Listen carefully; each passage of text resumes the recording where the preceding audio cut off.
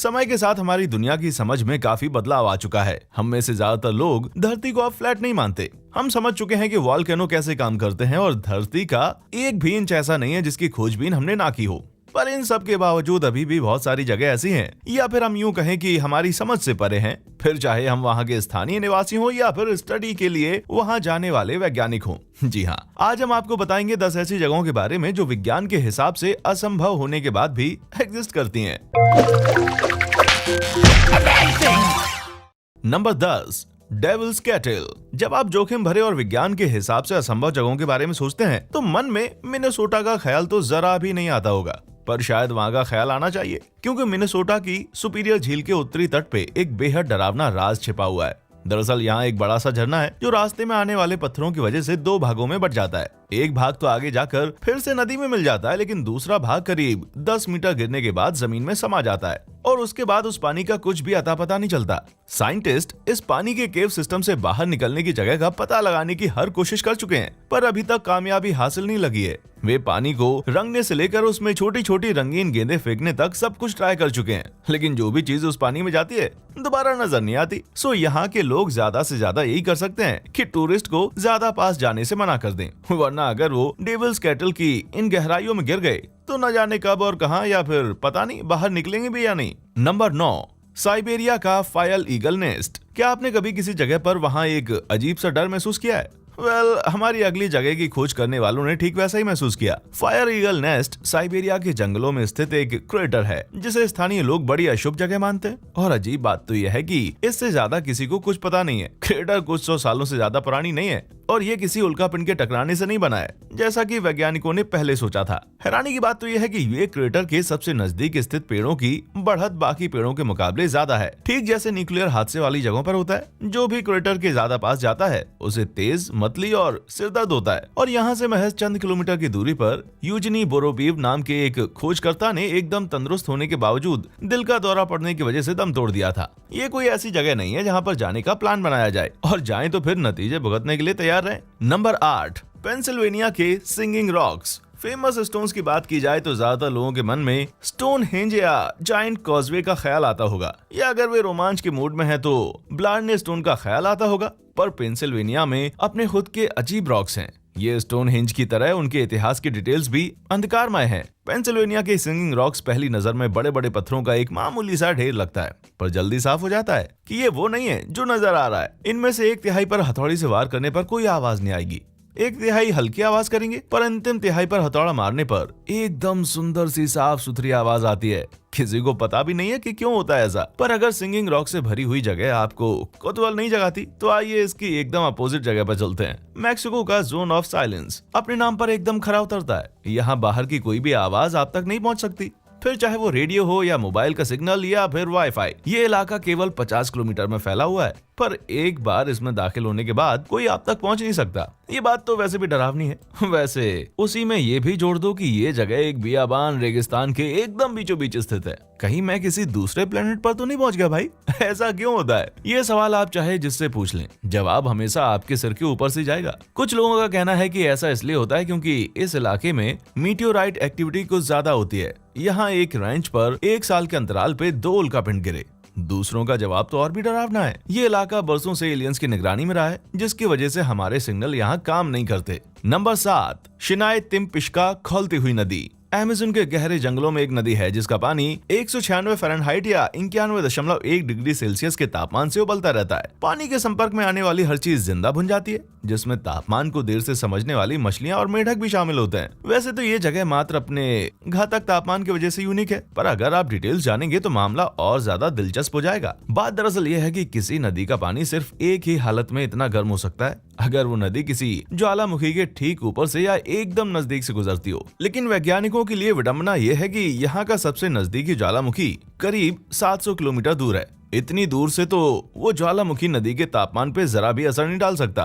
लोग हैरत में रहते हैं कि नदी का पानी आखिर किस वजह से खौलता है, क्योंकि दुनिया की कोई भी दूसरी नदी इस तरह से बिहेव नहीं करती। कुछ लोग कहते हैं कि ये नदी धरती में मौजूद एक दरार के ऊपर से होकर गुजरती है। वहीं दूसरों का दावा है कि इस नदी को देवताओं ने ऐसा बनाया है क्योंकि उन्हें इसमें डूबकर उबलते हुए जानवरों का नजारा देखना बहुत पसंद है। मेरे हिसाब से ये कोई अच्छी जगह नहीं है भाई, है ना? नंबर 6, चीजें हुई पत्थर। मेडुसा की कहानी तो हम सबने सुनी होगी। एक सुंदर औरत जिसके सिर पर बालों की जगह सांप है और वो अपनी एक निगाह भर से मर्दों को पत्थर बना सकती है। इसी तरह आपने नार्निया का किस्सा भी सुना होगा, जिसमें एक दुष्ट रानी अपने दुश्मनों को पत्थर की मूर्ति में बदल के अपने गार्डन में सजा देती थी। खैर ये तो महज एक कहानियां हैं, पर इंग्लैंड में एक ऐसी जगह है जहां सचमुच में ऐसा होता है। नॉर्थ यॉर्कशायर के सुदूर अंदरूनी हिस्से में द पेट्रीफाइंग वेल या पत्थर में तब्दील करने वाला कुआं नाम की एक गुफा है। यहाँ पानी कुएं की दीवार के सहारे बहकर जमीन में समा जाता है। लोग अपने टेडी बेयर से लेकर अपनी चाबियों तक इस पानी में छोड़ कर चले जाते हैं और जब हफ्तों बाद लौटकर आते हैं तो वो चीज वहाँ पत्थर की हो चुकी होती है। उच्च मिनरल कंटेंट वाले पानी के प्रभाव में चीजों का पेट्रीफाई होना एक आम बात है, लेकिन इस प्रक्रिया में सैकड़ों बरस लगते हैं। तभी तो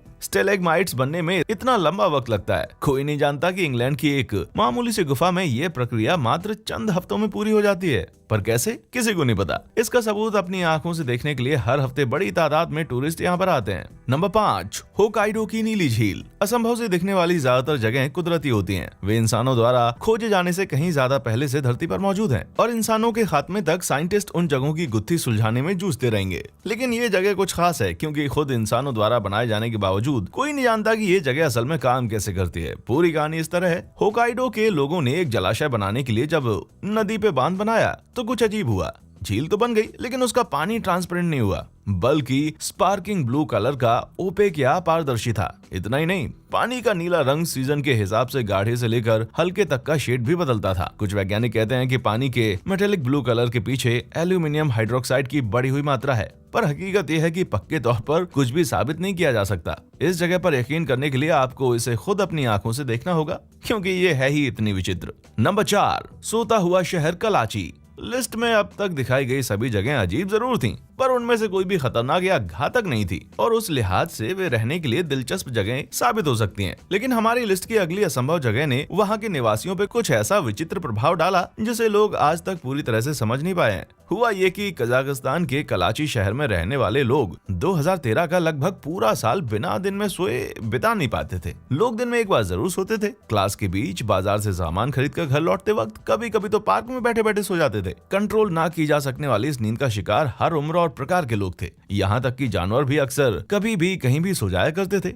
इस घटना ने अभी पूरे शहर को प्रभावित किया ही था कि ऐसा होना बंद भी हो गया, जिसके चलते शहर के लोग अब पहले से ज्यादा असमंजस में पड़ गए। तब से कुछ लोग कहते हैं कि इसके लिए शहर के नीचे स्थित यूरेनियम की खदानें हैं जिनसे निकलने वाली कार्बन मोनोऑक्साइड हवा में ऑक्सीजन की मात्रा कम करके लोगों को सुस्त कर देती है। ऐसा बिल्कुल पॉसिबल है, लेकिन फिर अचानक से ऐसा होना बंद क्यों हो गया और किसी ने इस तथ्य को नोटिस क्यों नहीं किया। नंबर 3, कैटाटुम्बो पर सदा कड़कती बिजली। लाइटनिंग या आकाशीय बिजली एक बहुत ही पावरफुल और रहस्यमय शक्ति है जिसके बारे में अभी भी हम सारी बातें नहीं समझ पाए। आज की दुनिया में लाइटनिंग से जुड़ी सबसे बड़ी मिस्ट्री है वेनेजुएला की कैटाटुम्बो नदी, जहां ये हमेशा कड़कती रहती है। चलो माना कि ये कुछ ज्यादा हो गया, क्योंकि 2010 में एक महीना ऐसा गुजरा था जब यहाँ बिजली नहीं कड़की थी। उसके अलावा नदी के ऊपर आसमानों में हमेशा बिजली कड़कती रहती है। कभी कभी तो साल में पूरे 260 दिन बिजली शाम के 7 बजे कड़कना शुरू हो जाती है और सुबह सूरज निकलने तक जारी रहती है।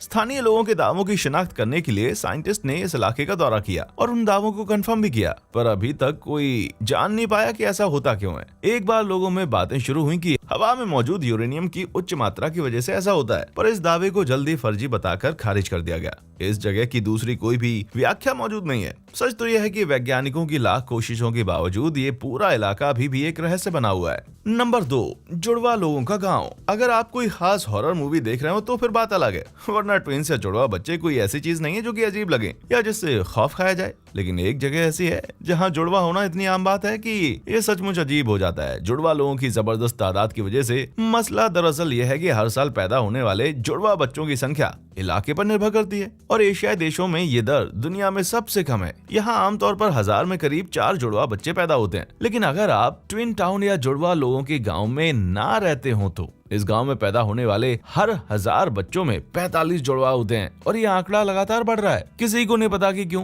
क्योंकि वहाँ की हवा में कोई खास बात है या शायद पानी में, कोई नहीं जानता। पर वैज्ञानिकों को इतना जरूर यकीन है कि कोई तो कारण है जिसके चलते यहाँ इतनी ज्यादा तादाद में जुड़वा बच्चे पैदा होते हैं। इसके अलावा यहाँ रहने वाले परिवार एकदम नॉर्मल जिंदगी जीते हैं। 40 जुड़वा बच्चों वाली क्लास में पढ़ाई करते हैं और 220 जुड़वा जोड़ों वाले शहर में रहते हैं। अजीब बात है ना, पर एक हिसाब से देखा जाए तो क्यूट भी है। Number 1, lake Vostok. कहा जाता है कि मानव द्वारा खोजा गया सबसे भीषण हैबिटेट स्पेस है, और ये बात भी सही है। लेकिन अगर आप बिना रॉकेट की सवारी किए या किसी बेहद भीषण इकोसिस्टम की सैर करना चाहते हैं तो आपको पूर्वी अंटार्कटिका जाना चाहिए।